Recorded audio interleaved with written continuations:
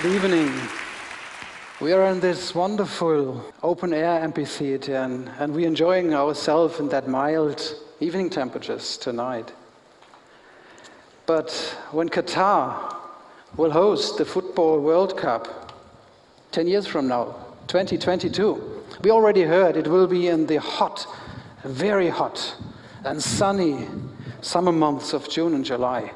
And when Qatar has been assigned to the World Cup, many people around the world have been wondering, how would it be possible that football players show spectacular football, run around in this desert climate? How would it be possible that spectators sit, enjoy themselves in open-air stadia in this hot environment? Together with the architects of Albert Speer and Partner, our engineers from Transala have been developing open-air stadia based on 100% solar power, on 100% solar cooling. Let me tell you about that, but let me start with comfort. Let me start with the aspect of comfort, because many people are confusing ambient temperature with thermal comfort. We are used to look at charts like that, and you see this red line showing the air temperature in June, July, and yes, it's right, it's peaking up to 45 degrees. It's actually very hot. But air temperature is not the full set of climatic parameters which define comfort. Let me show you analysis a colleague of mine did looking on different football World Cups, Olympic games around the world, looking on the comfort and analyzing the comfort people have perceived at these different sport activities. And let me start with Mexico. Mexico air temperature has been something between 15 up to 30 degrees, and people enjoyed themselves. It was a very comfortable games in Mexico City. Have a look, Orlando, same kind of stadium, open air stadium. People have been sitting in the strong sun, in the very high humidity in the afternoon, and they did not enjoy it. It was not comfortable. The air temperature was not too high, but it was not comfortable during these games. What about Seoul? Seoul, because of broadcast rights, all the games have been in the late afternoon, sun has already been set, so the games have been perceived as comfortable. What about Athens? Mediterranean climate. But in the sun, it was not comfortable. They didn't perceive comfort. And we know that from Spain, we know that sol y sombra, if you have a ticket and you get a ticket for the shade, you pay more because you're in a more comfortable environment. What about Beijing? It's again sun in the day and high humidity, and it was not comfortable. So if we overlay all these comfort envelopes, what we see is in all these places, air temperature have been ranging something from 25 to 35. And if you go on the line 30 or 30 degrees ambient temperatures, if you go along that line, you see there has been all kind of comfort, all kind of perceived outdoor comfort, ranging from very comfortable to very uncomfortable. So why is that? This is because there are more parameters influencing our thermal comfort, which is the sun, the direct sun, the diffuse sun, which is wind, strong wind, mild wind, which is air humidity, which is the radiant temperature of the surrounding where we are in. And this is air temperature. All these parameters go into the comfort feeling of our human body, and scientists have developed a parameter which is the perceived temperature, where all these parameters go in and help designers to understand which is the driving parameter that I feel comfort or that I don't feel comfort, which is the driving parameter which gives me a perceived temperature. And these climatic parameters are related to the human metabolism. Because of our metabolism, we as human beings, we produce heat.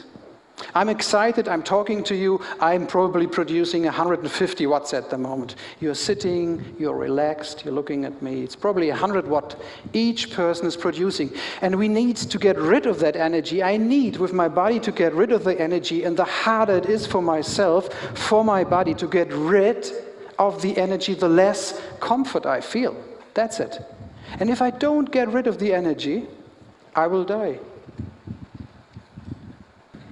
If we overlay what happens during the Football World Cup, what will happen in June, July, we will see, yes, air temperature will be much higher, but because the games and the plays will be in the afternoon, it's probably the same comfort rating we found in other places, which has perceived as non-comfortable. So we set together with a team which prepared the Bitbock goal that we said, let's aim for perceived temperature, for outdoor comfort in this range, which is perceived with a temperature of 32 degrees Celsius perceived temperature, which is extremely comfortable. People would feel really fine in an open outdoor environment. But what does it mean? If we just look on what happens, we see temperature is too high. If we apply the best architectural design, climate engineering design, we won't get much better.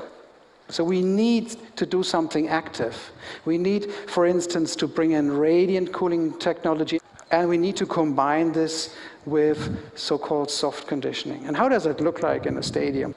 So the stadium has a few elements which create that outdoor comfort. First of all, it's shading. It needs to protect where the people are sitting against strong and warm wind. But that's not all what we need to do. We need to use active system. Instead of blowing a hurricane of chilled air through the stadium, we can use radiant cooling technologies, like a floor heating system where water pipes are embedded in the floor.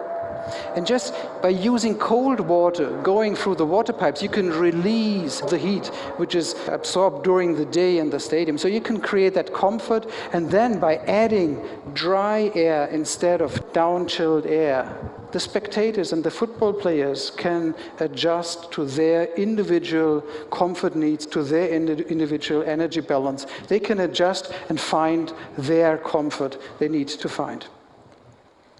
There are 12 stadiums probably to come, but there are 32 training pitches where all the individual countries are going to train. And we applied the same concept, shading of the training pitch, using shelter against wind, then using the grass. Natural watered lawn is a very good cooling source, stabilizing temperature, and using dehumidified air to create comfort. But even the best passive design wouldn't help. We need active system. And how we do that? Our idea for the bit was 100% solar cooling, based on the idea that we use the roof of the stadia. We cover the roofs of the stadia with PV systems. We don't borrow any energy from history. We're not using fossil energies.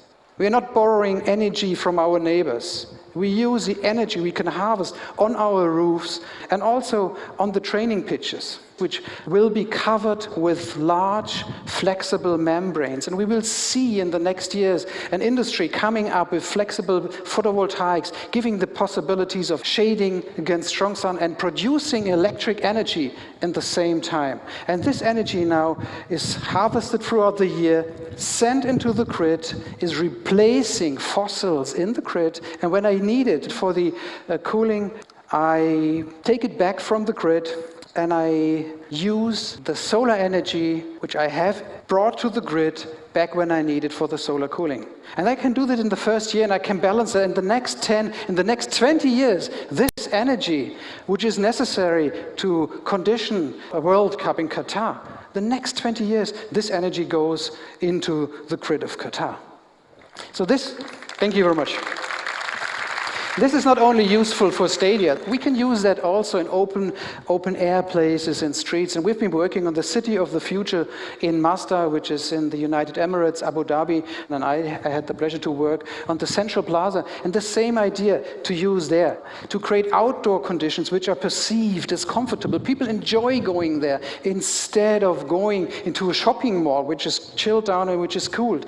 We wanted to create an outdoor space which is so comfortable that people can go there in the early afternoon, even in the sunny and hot summer months. And they can enjoy and meet there with the families. And the same concept, shade against the sun, shade against the wind, and use use and take advantage of the sun you can harvest on your footprint, on these beautiful umbrellas. So I'd like to encourage you to pay attention to your thermal comfort, to your thermal environment tonight and tomorrow. And if you'd like to learn more about that, I invite you to go to our website. We uploaded a very simple perceived temperature calculator where you can check out about your outdoor comfort.